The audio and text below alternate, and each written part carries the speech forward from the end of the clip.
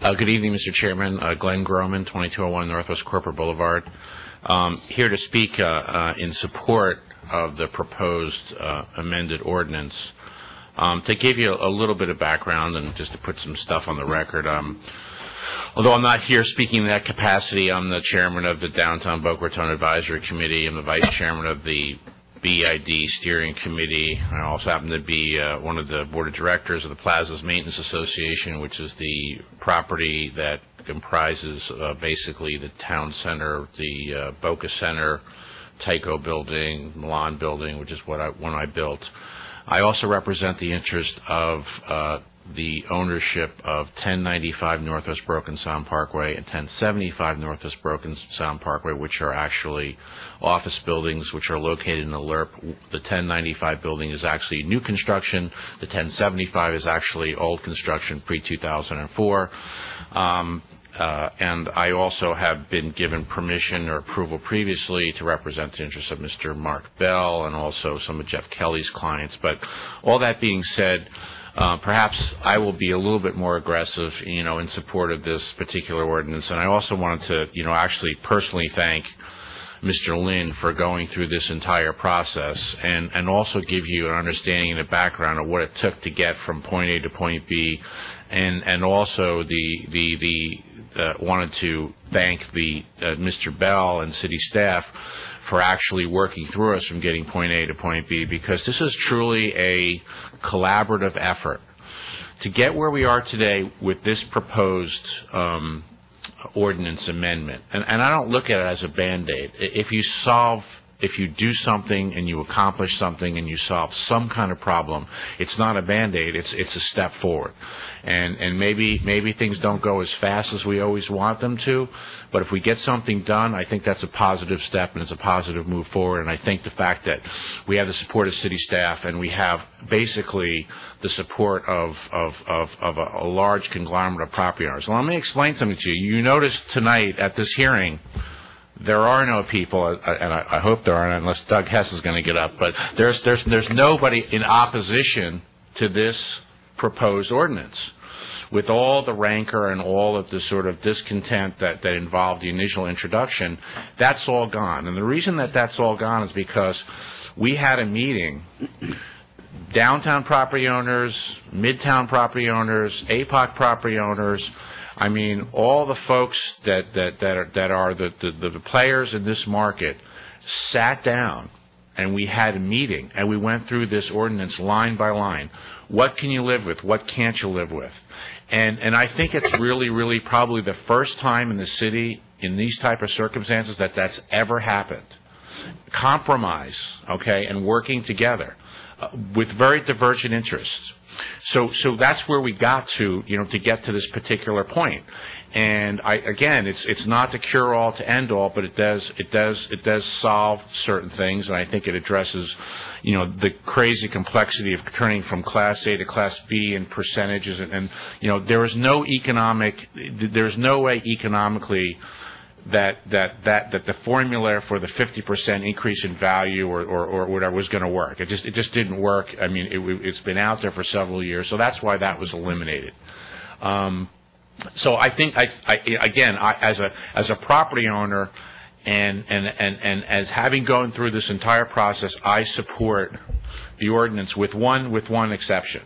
And I don't want to bring that to light. And I think it's interesting, and thank Mr. Fairman actually for bringing up the issue of, the smaller size offices, because that was originally proposed in the office. And I think it's somewhat counterintuitive that we picked this arbitrary 5,000 square foot number. That being said, we all met and we all shook hands and we all had a deal. And what all the property owners supported was the 5,000 square foot number, because the concern is that smaller type tenants were going to be driven to the park that way. It was a concern of some of the downtown property owners. It was concern of people who have a lot of small office type spaces. So we compromised and we agreed. Now, what we also agreed on and what we also discussed, and this is kind of something dear to my heart, but I also don't understand how things happen, and I would ask, you know, the board to consider a modification of the proposed ordinance, and that is the situation involving banks. When we met originally, none of the property owners, downtown, midtown, uptown, out of town, had any issue with either freestanding banks or bank drive-thrus. Nobody had an issue with that. As a matter of fact, the record is devoid of any discussion, of any opposition, at least from the public standpoint, opposing freestanding banks and opposing banks with drive-thrus. I'm not sure, you know, in today's, you know, economy and the way things work, I'm not sure what the utility of having a bank is without a drive-through, or what the difference is between a freestanding bank and a bank that happens to be in an office building, other than the fact that you get to burn some office space and use it for a bank. And so there's some modifications. So let me just give you the argument for eliminating, and again, I've read the city staff reports.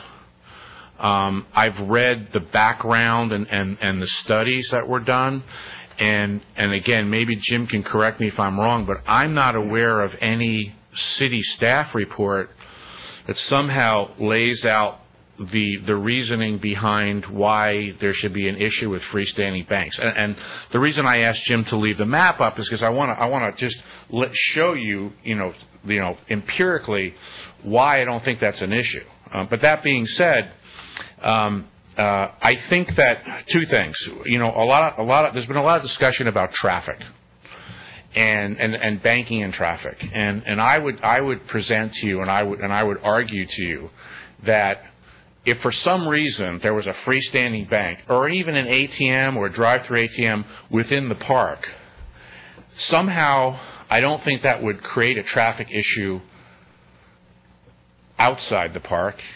I mean, what it would do is it would prevent a traffic issue outside the park, because even with today's electronic banking and wire transfers and things done online, people are out and about and they're banking.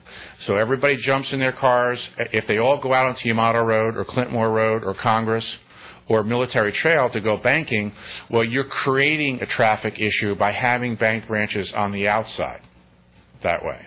If you had a bank branch that was internal to the park, or a bank branch that was internal to the park from the standpoint of being located on the periphery of the park, I think that would aid and reduce traffic as opposed to creating traffic. And so let's think about the logistics, because you're all familiar with the area. Let's think about the logistics. First of all, it's highly unlikely that a bank branch would be sited inside the park unless there was some sort of, you know, residential component that was nearby. That being said, because that's just the way the banks do business.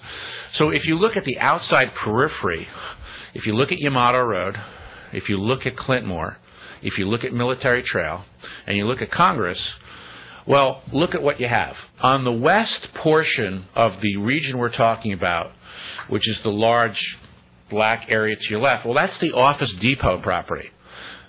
No banks are going to go there. That's already built out. It's already complete. So then you look at the north end, the north side of Clintmore, when what do you have? Well, you have a huge gap, which comprises the area of Holland Drive and whatnot, which is actually not part of APOC. That's the white area with the roadways you can see.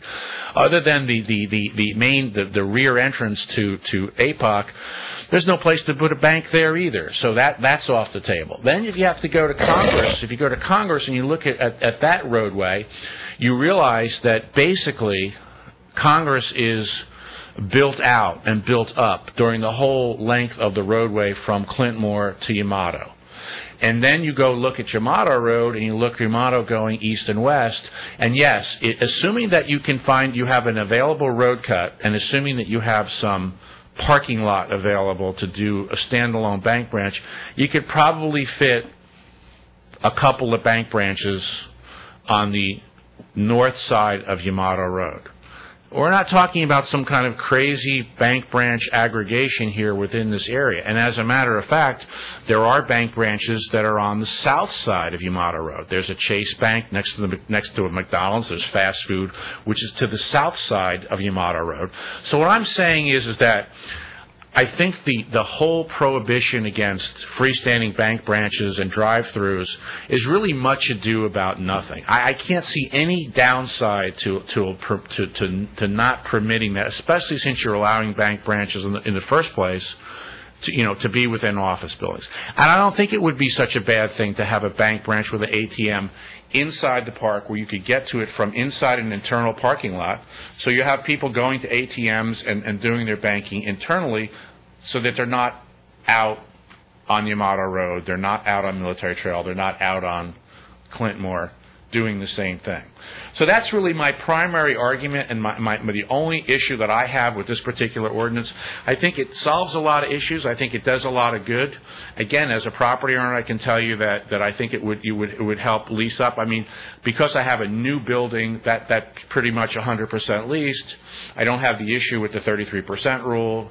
But the older buildings in the park and the owners of the older buildings, I think, would be substantially helped. And I think that basically the ordinance, helps. It doesn't hurt, it helps. It does something rather than nothing. And if we move forward and we do things in a positive fashion, I think that we get some things done. And that's really my take on that. I think that it's a good thing. And I just like to have the freestanding bank scenario removed for it, because I don't know where it came from. The property owners are certainly 100% in support of freestanding bank branches and drive-throughs. And I don't know, I'm not aware of any direct city staff opposition. I know we had some discussions about before the board and through some public discussions, but that's really the best of my recollection. So that's my rambling dissertation for this evening. Thank you.